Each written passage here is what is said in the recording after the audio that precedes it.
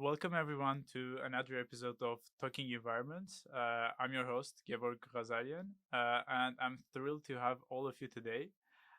Today's episode promises to be enlightening as we dive into the world of clean air advocacy with a very special guest. But before we begin, let's take a moment to appreciate the importance of clean air, as it isn't just about breathing easy, and it's about ensuring the health and the well-being of our communities, protecting the environment, and fighting climate change. And it's a fundamental right that we must strive for to keep for current and future generations. So joining us today is Alex Bomstein. Bomstein, uh, Bomstein, yeah. awesome. Who is the executive director of the Clean Air Council that is based in Philadelphia. So Alex, it's a pleasure to have you on the show. It's a delight to be on this show. Thank you so much for having me. Of course. So to start with, I guess could you please just give us a brief overview of what you do or about the Clean Air Council? Yeah, of course. So, Clean Air Council has been around since 1967, so it's a very old organization at this point. It was started by the lung associations back when there were regional lung associations.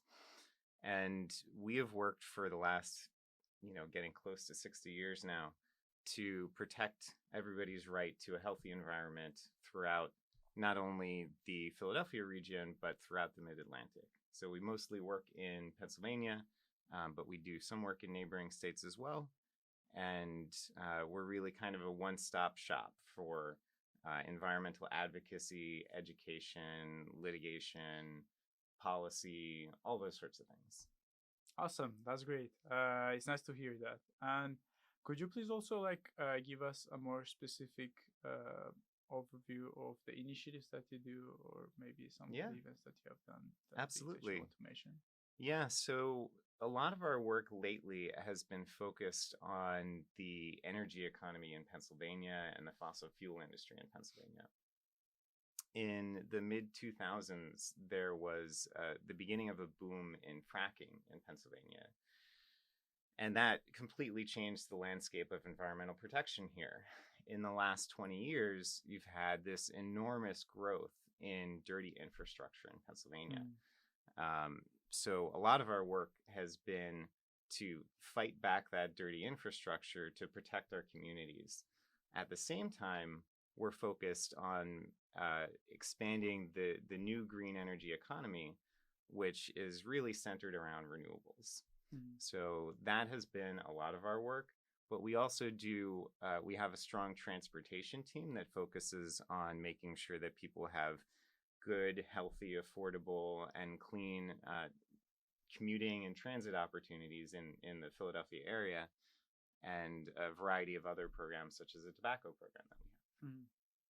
Awesome, that's great to hear. And here at UPenn, we also some of the main things that we also do is also centering around the renewable energy. And recently, the university got to announce that over 70 or 80% of the whole energy that is powering even these microphones and the video cameras and everything is coming from renewable energy. That's fantastic. Which is that's far ahead of a lot of people. Yeah, so so we are excited about that.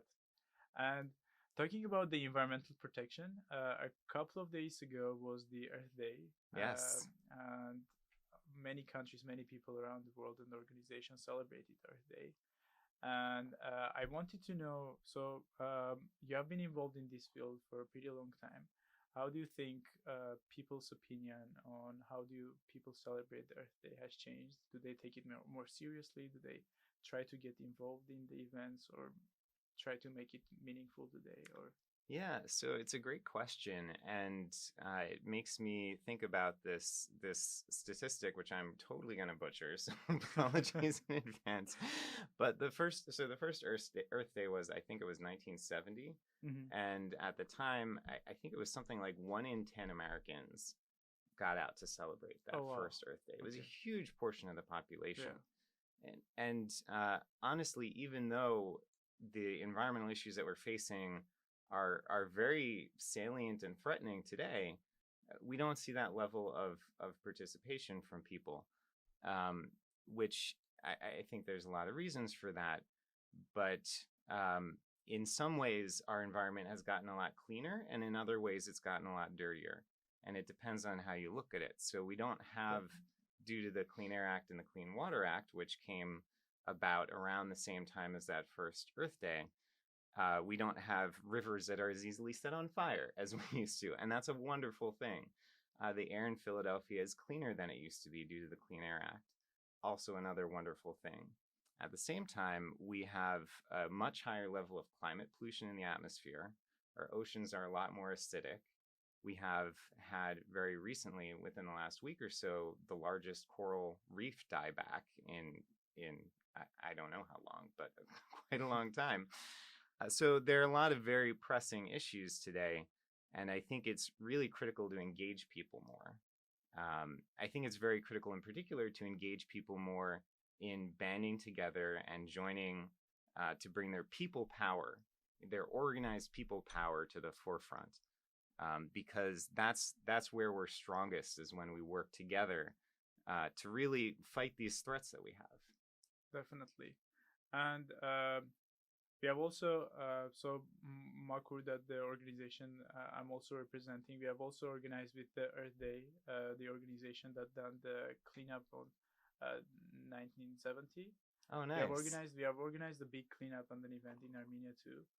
But which involved, I think, participated about 600 people, 700 people. That's fantastic. And but the main concern I had is, so most of the people get excited about the Earth Day, going out, doing cleanup and all that stuff. But then the day after the Earth Day, some of the people will just throw the trash they picked up yesterday. And I think that's a great problem too. And what do you think about it? Yeah, I agree completely. You know, I think it's one of the hardest questions that I've struggled with over the course of, my environmental organizing and activism over the years. In the 90s, I was in high school. Yeah. And I was part of an environmental club in my high school. And we didn't have a very good idea of how to make change. Which, we were high schoolers. It was also the 90s, and it was a different time, and people had a different kind of understanding of how to make change in the environmental world. I'll tell you that in the 2020s, I've come to believe that that what makes the most difference in the world is doing really thoughtful analysis of who are making the decisions that are harmful to us. How do we get to them through our organizing? How do we convince them to make change, or just become powerful enough that they have to change, right? So that's the thing too. We're not always going to get the change we want simply by asking for it. And I'll give you an example. So the fossil fuel industry does not want to, shutter their business, right? Understandably. But the fossil fuel industry is the single biggest threat we face today. The single biggest threat. So, our job is to look at what are the things they're doing that are harmful to us. For example, a lot of the industry looks now in the 2020s and sees a world that's understanding that the climate crisis we're in is devastating, and they're going to have to do business differently, rather than saying, okay, we'll switch to renewable energy, battery storage, things like that. They've switched gears to a different sort of tactic. Instead, we'll promote plastics because we can turn our product into plastics, or we will promote carbon capture and say that we'll be able to bring it out of the air. So, bring the carbon out of the air. So it's okay if we keep burning our fossil fuels in the meantime. These are things that are very harmful to us. So we need to go to the source when people are proposing, a new power plant that might, say it's going to use some carbon capture, or promote, but is based on fossil fuels, or a new petrochemical facility that is going to make plastic wrappers for, for potato chips or whatever, how do we organize to stop those proposals? So that's a critical thing I think that we need to do. We can change our behavior, and our behavior matters. But I think what matters more is the behavior of the industries and the politicians and others who really have the power to do us harm in a very direct way. I see. Yeah, that's a great point. As trying to kind of mostly affect the people who are standing behind the big changes. Yeah. And talking about that, how do you think, what kind of challenges the organizations and the representatives of the organizations face in trying to, let's say, fight these challenges and express our opinions to the organizations that mostly do this harm? Because it can be through the governmental policies that do not let us to Yeah. do much in this field, or the financial constraints, the funding constraints that come from the government, that come from the multiple other sources. So, being a person involved in this field for a long time, how would you say, what are the main barriers we face in this field that do not let us to have a bigger change? Yeah. Yeah, that's a very big question. Yeah. You can also just list a couple. We can Yeah. discuss them, but Well, I mean, a lot of it breaks down to the power differential, really. of I course, mean, yeah. these industries have, endless money, essentially, right? They have endless money. Because of that, they have the ear of a lot of politicians. They write legislation for politicians to pass into law. And, that's very difficult to go up against. But what we have is numbers, right? So the people who aren't making bank off of the fossil fuel industry, but who are breathing in their pollution, drinking their pollution, living in despoiled areas because of their work, we are way more numerous. Right? Yeah. We can outvote them, we can out organize them, and that's what we have to do. This is how we have to do it. But those barriers are huge, and a lot of times they're something that we lose a lot, right? We win a lot. We just had a great win last week. Last week, we've been fighting together with Save Our Susquehanna and some Awesome. other groups this proposal for a company that was saying that it would take plastic waste and turn it into sellable chemicals. And it's kind of a long story, but it's part of a larger industry effort, again, fossil fuel industry, plastics industry, to make it look like plastics are recyclable and a clean part of the economy when they're not. Right? So this proposal was for this giant facility. It would have taken 450,000 tons of Oh, plastic waste, is what it said, every year, and turned it through this refinery type process into a mix of chemicals and hazardous waste and air pollution and water pollution. Right? Those things, and we were collectively able to defeat it. Right? So we do have wins, but it's hard to get there, and it's an ongoing battle. definitely. It usually takes a long time to even fight the changes that the organizations can make in a day or two. Exactly. So yeah, it's about the power differential, definitely. And about the plastics, this year's Earth Day topic was planet versus plastics, right? And Yes. it also evolves around that. And how would you say how would you say the funding looks for the organizations that try to fight these challenges? I mean, Yeah. I looked up. I recently looked up the funding sources of the let's say Pennsylvania's government or the Yeah. state, what it provides, but compared to the bigger look, the bigger picture, for most of the organizations, it's just really small numbers, and a lot of the organizations, most of the organizations, I would say, heavily rely on donations from people, Yes. donations from investors or supporters who think this is an issue. Uh, there's an For example, one of the biggest Armenian organizations is called Armenian Tree Project. Uh-huh. They have an office in Washington D.C. and their fundings 90% come from individuals and people Yeah, who try to donate, let's say $10, $50, which comes absolutely. to a bigger picture.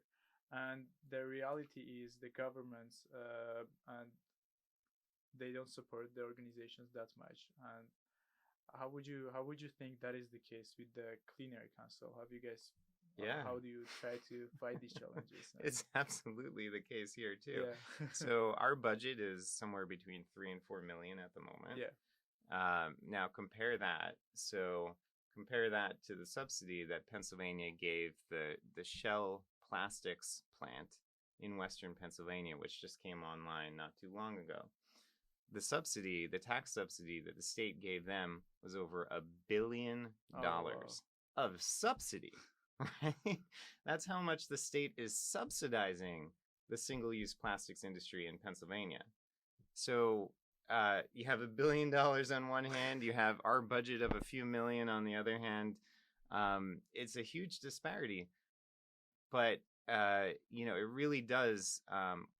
Contributions from individuals are a big part of our budget. They matter enormously, and frankly, they're a big part of the budget of most environmental organizations that I'm aware of. We also get funding from foundations that are supportive, and which is wonderful and critical as well. So the resources are very different, but you can kind of think of maybe this is not the best analogy. But you can kind of think of it as asymmetrical warfare, right? So you have a very strong, well-financed force on the one side, and on the other side you have a lot of people power, people who know the terrain, people whose homes it is, right? Who are fighting back. And so but not much power and money. So. Yeah, with not as much money, not as much support. But they can be very strong, very powerful. So that's, I think, really what it looks like. And honestly, it is a kind of warfare that we're dealing with here, because you have these companies, these governments that come into our communities and they kill us. Mm-hmm. They kill us through air pollution. They kill us through water pollution, through taking away our local economies. It's the number of people who die worldwide from air pollution is astonishing. It's one of the top killers worldwide, and that includes in Pennsylvania. So it's violence that's being dealt upon us, and we're collectively fighting back. Yeah, definitely. And talking about donations, I would like to also thank all the people who make the donations to the organizations and keep them alive, let's say, because every single dollar, even $10, will matter in a big picture. Even though we are fighting to get most of the organizations are fighting to get more funding from the government itself, the main driving force are still the donations in this case. So thank you for that. Yeah, I'll chime in. Also, thank you. Super critical. Awesome. And how would you say? I mean, it's kind of the answer is I'd say obvious, but how would you rate the role of the community in fighting these challenges? As for example, in our organization in Maku, we that's where our mission is based, and we call everyone to get together and make their small groups in their communities, and even it can be through establishing a university club, or it can be through joining an organization in your community, or it can be just going outside maybe once in a week, picking a couple of pieces of trash. And you can, with that small actions, I think people can become a part of the bigger picture. And that definitely doesn't solve all the big problems, for example, with the fossil fuel organizations. So in that big pictures, how would Yeah. you say, how would you rate the role of the community here, and Yeah. how important it is to be united I think in it's these challenges? indispensable. Indispensable. There's no way you can't do the work otherwise. So last Saturday, kind of Earth Day weekend, uh, I guess people don't know necessarily. April 20th. Mhm. April 20th, I was in Chester for the Environmental Justice Day Caravan and March that Circle, which is an environmental justice group in Chester, organized. And Circle, the Chester residents' concern for quality living, uh, has a number of threats facing their community. One is this giant trash incinerator that is, I believe, at least by some measures, the largest in the country, Mhm. and it's in Chester. And they have another incinerator from Delcora, I believe it is, in the community as well. In addition, a liquefied natural gas export terminal has been proposed for their community. There's a lot of stuff threatening their community, and the community has banded together and done amazing work together. And you can't you can't do this effort alone. I mean, what would you what do you even do alone? Together you can, you know, power map to figure out who has power in a particular situation you're trying to change, right? You can organize the community, knock on doors, talk to your neighbors. You can fundraise as a community. You can hire lawyers if you need to. Do good communications work. Do lobbying efforts.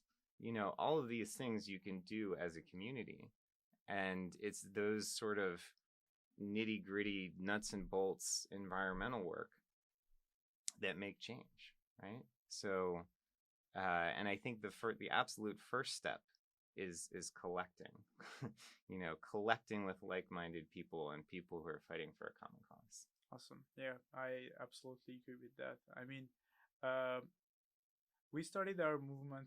It was a video saying it sounded a bit cheesy at the moment, but in the capital of Armenia, Yerevan, there are about around 1 million people, Yeah. and we did some research. We did some calculations, and it was like if every single person picked up a couple of pieces of trash, we would get rid of the litter problem, which is a huge problem in Yeah. some of the countries.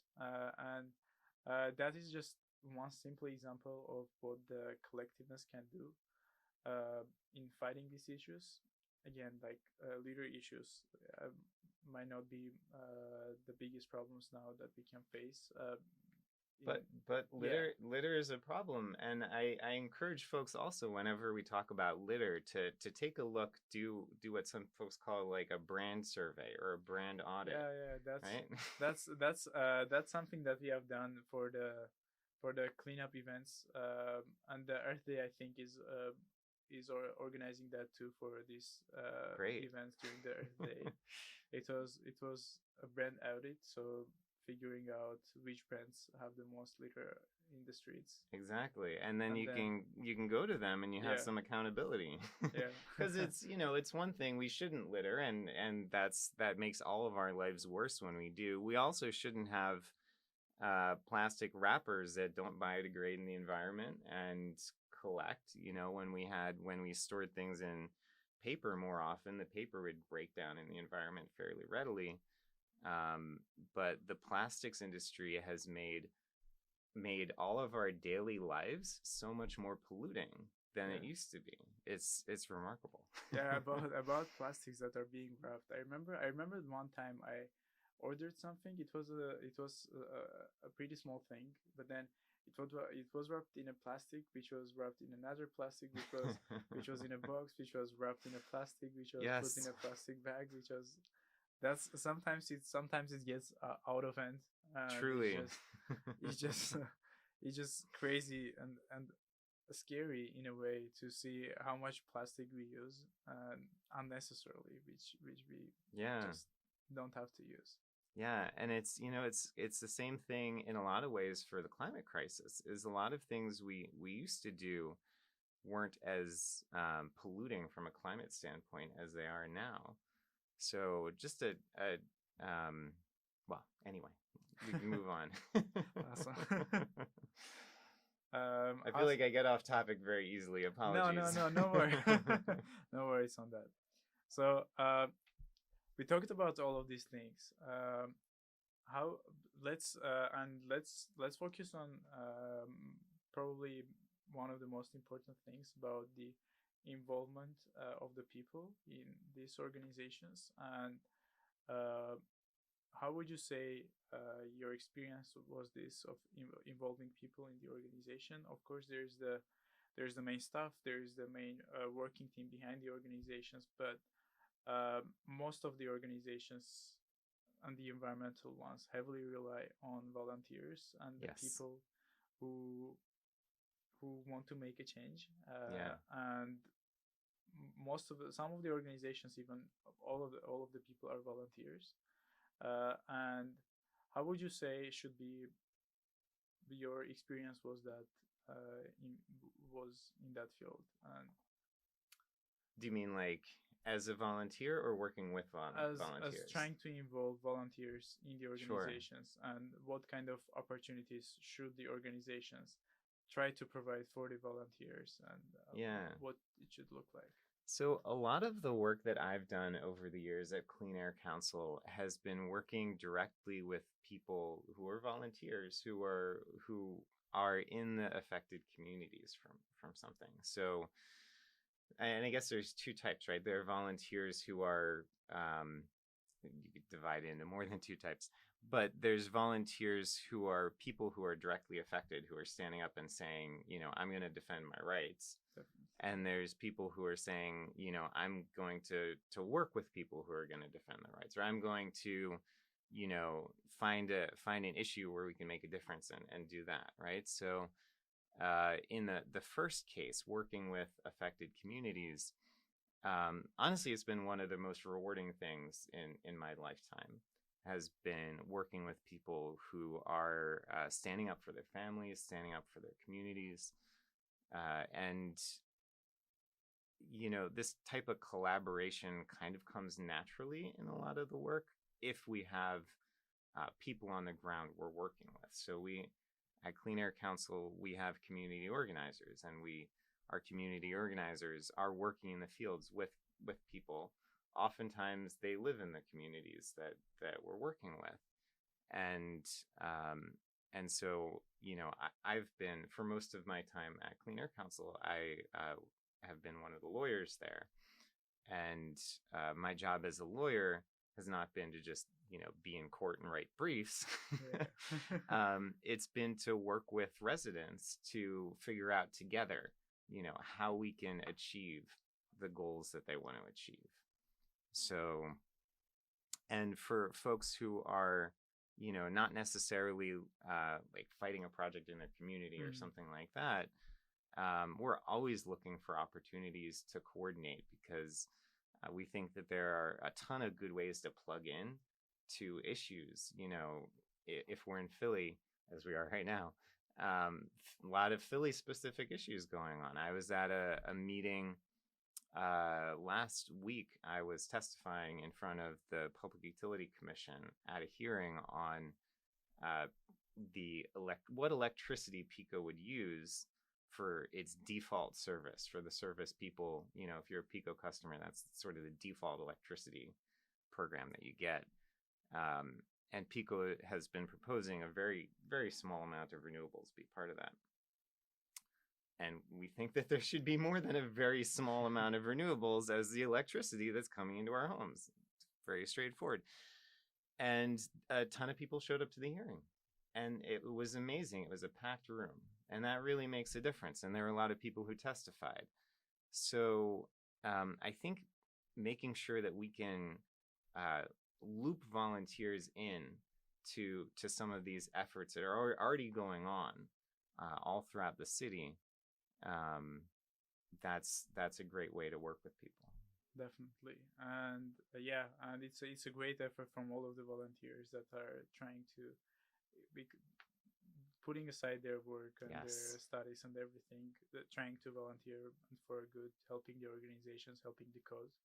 Especially if it's something happening in your community. So if you will have to defend your community, your friends, your family, and yeah, your town. So it's a great work from Absolutely. all of the volunteers. So we are coming to the end of our show. Before we wrap up, I would also want you to give a space to maybe share anything that you would like to, or any upcoming events from the organization, or anything that you Yeah. would like our listeners to know about it. Feel free to say. Yeah. Thank you, Gevorg. Yeah, I think um I guess I just wanna share that that we really do we are in I think we all, especially young folks, understand that we're in a critical stage of world history right now. You know, we're in the middle of the sixth extinction event in world history, the sixth grand extinction event in world history. And we are also, not all of us equally, but we are also in a position to make a difference about that, you know? So, um, now, like the 2020s we're in, is one of those pivotal moments where we can, change course, get the ship, or the, I guess, get the vehicle not heading towards the cliff quite so aggressively. You know what I mean? So I think it's a really important time for everybody to get involved, for everybody to volunteer, and frankly, devote your careers, devote your time to it. We need more people in this work. It's not easy work, but it's super rewarding work.